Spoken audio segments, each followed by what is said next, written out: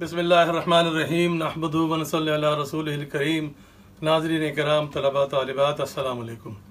मैं डॉक्टर मोहम्मद ताहिर कुरैशी अपने इदारे उर्दू निसाब साज की तरफ से आज एक और वीडियो के साथ हाजिर हूँ। सिलसिला है हमारा 11वीं जमात का उर्दू का पर्चा नई किताब के मुताबिक, और जो इंटर बोर्ड ने हिदायत दी हैं उसके मुताबिक, जो सवालात तरतीब दिए हैं उसके मुताबिक। हमने इससे पहले वाली वीडियो में पहला सवाल हल करने का तरीका बता दिया था, कसीरुल इंतखाबी यानी MCQ। उसके बाद एक और वीडियो थी जिसमें ख्वाजा मीर दर्द की गज़लों की तशरीह, वो सवाल नंबर 2 था।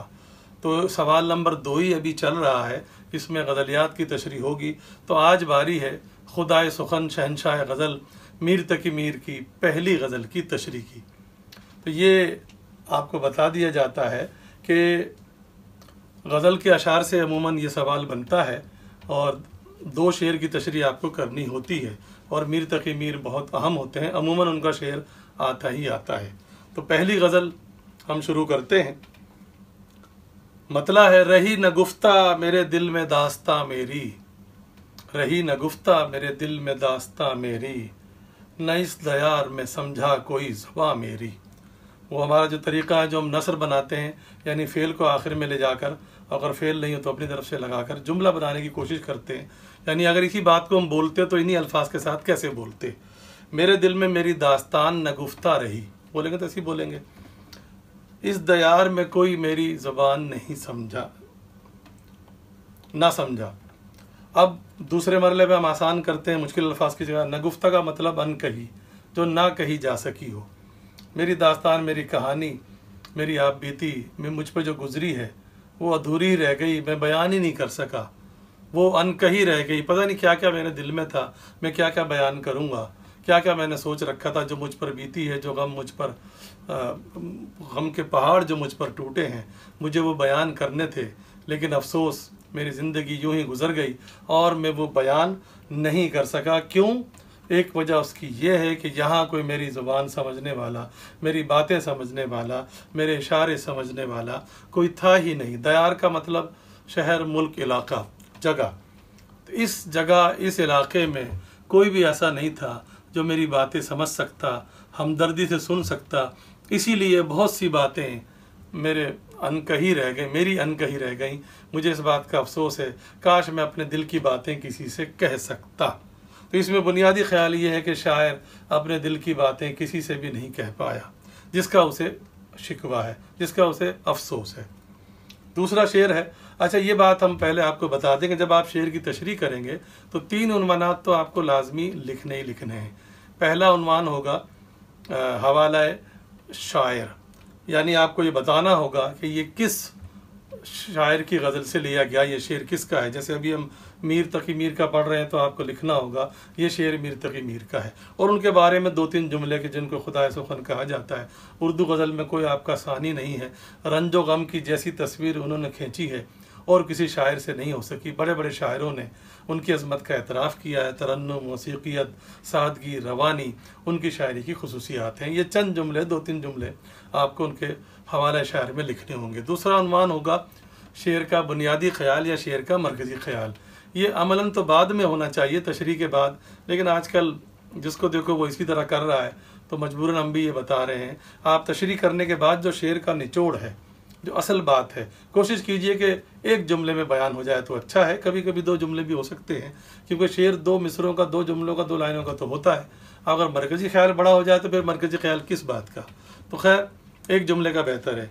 तो दूसरा उन्वान मरकज़ी ख्याल का है, उसकी बेशक आप उन्वान लिख दीजिए और बाद में तशरीह के बाद निचोड़ जो उसका निकाल के फिर बाद में लिखिए, ऐसा भी हो सकता है। और तीसरा उन्वान है तशरीह का। चौथा उन्वान, वो कुछ लोग कहते हैं मुमासिल शेर, मिलता जुलता शेर, लेकिन हम इसको अपनी दानिश में ज़रूरी नहीं समझते। ये तशरीह के लिए मकसूद नहीं है। ये और बात है कि इससे तशरीह थोड़ी मजबूत ज़रूर हो जाती है, लेकिन बहरहाल ये बुनियादी सवाल का, ये सवाल का बुनियादी हिस्सा नहीं है। तो चलिए दूसरा शेर पढ़ते हैं। बरंगे सौते जरस तुझसे दूर हूँ तन्हा, खबर नहीं है तुझे आह कारवां मेरी। बरंगे सौते जरस तन्हा तुझसे दूर हूँ, अगर हम बोलेंगे तो ऐसे बोलेंगे, कारवां आह तुझे मेरी खबर नहीं है। बरंग का मतलब की सूरत, की तरह। सौत का मतलब आवाज़।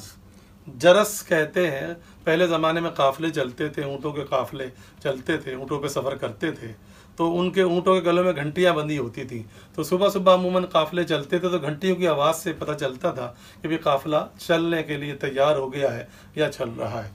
तो शायर ने उसी की मिसाल दी है, जैसे घंटी तन्हा होती है और कारवां चल रहा होता है और घंटी की अपनी एक अलग ही शनाख्त कह लीजिए, एक अलग ही हैसियत कह लीजिए, वो तन्हा होती है। मैं भी तुझसे इसी तरह दूर हूँ। एक मफहूम ये भी हो सकता है कि काफ़िले वाले आगे निकल गए हैं और मैं एक घंटी की मानिंद जो है, जैसे घंटी दूर से बज रही है, मैं दूर रह गया हूँ, मैं काफ़िले से पीछे रह गया हूँ, ये भी निकल सकता है। तो कारवां को मुखातिब है, कारवां का मतलब है काफ़िला।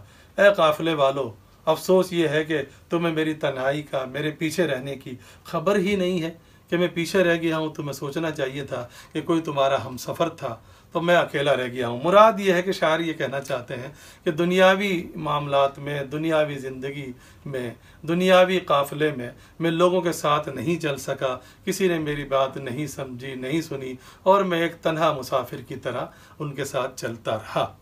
तो बुनियादी ख्याल यही है कि शायर ने अपनी तन्हाई को वाज़ेह किया है कि वो दुनिया के साथ नहीं चल सके। तीसरा शेर है, उसी से दूर रहा असल मुद्दा जो था, गई ये उम्र अजीज़ आह रायगा मेरी। अगर इसको नसर बनाए, जुमला बनाए, उसी से दूर रहा जो असल मुद्दा था, ऐसे भी हो सकता है और ऐसे भी छोड़ सकते हैं। ये आह ये उम्र अजीज़, आह ये मेरी उम्र अजीज़ रायगा गई, ऐसे नसर बनेगी। चलिए, मुद्दा, मकसद, पर्पस जिसको आप कहते हैं अंग्रेज़ी में, मेन थीम, बुनियादी बात, ज़िंदगी का मकसद जो था, जिसके लिए मैं दुनिया में आया था, अफसोस ये है कि उसी से मैं दूर रहा, उसी को मैंने हासिल करने की कोशिश नहीं की, वही काम नहीं किया जिसके लिए मैं दुनिया में आया था, अफसोस है। और दूसरे मिसरे में अफसोस कर रहे हैं कि ये उम्र अजीज़, ये कीमती उम्र अफसोस रायगा चली गई, ज़ाया चली गई, बर्बाद चली गई। क्यों? इंसानी ज़िंदगी का मकसद क्या है? अल्लाह ताला की इबादत, जैसे कुरान पाक में भी आया है, आयत का मफहूम है।